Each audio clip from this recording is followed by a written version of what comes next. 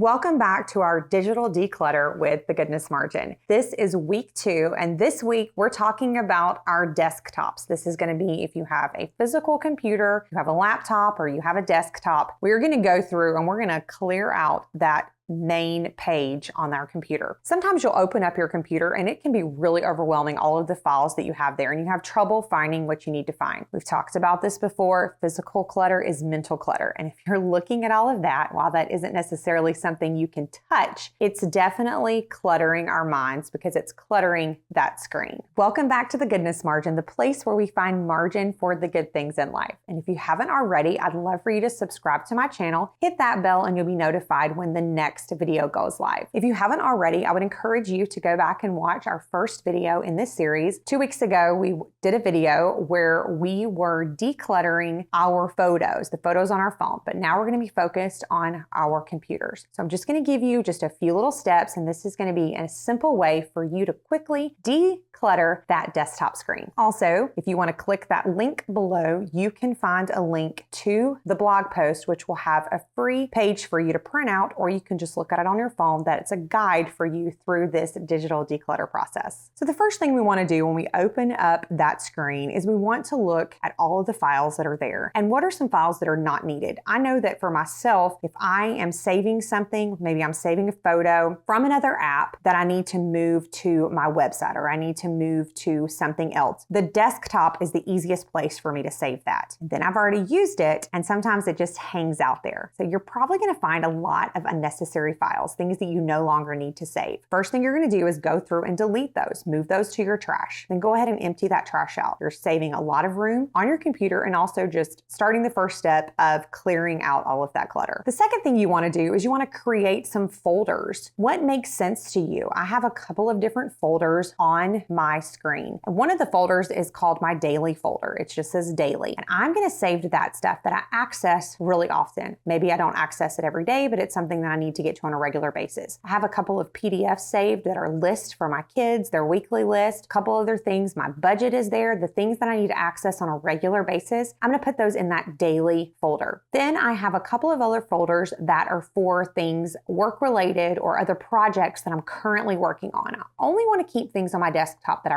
regularly need to access. Now, if you see that you've created a folder and it's not something you regularly need to access, go ahead and move that over into a space that you're not going to have to see very often. I personally have a Mac, and so for me, that is going to be under Finder app. I'm going to click that open, and then I can move that folder there and save that in my cloud. So I always have access to it, but it's not right there on my screen. Speaking of our cloud, whatever that space is where that you save all of those files, we also want to clean those up. Want to do the same process. Go through, delete the files you no longer need, and then create folders that make sense to you. I love having a folder that can house a lot of different other folders. So it's one topic where I know exactly where I need to go to get to it, and then you can have subfolders underneath that. We want to keep it organized where that when we need to find something, it's easy to find it, but also we're saving space on whatever cloud-based storage system that you're probably paying for. You don't want to pay for more than you need. So delete the stuff that you no longer need to have access to. The next step is to minimize our apps. We can download programs on our computer and we think, oh, this is something I need for this certain thing. And then we open it up and realize it's not what I need. We leave that and we forget to uninstall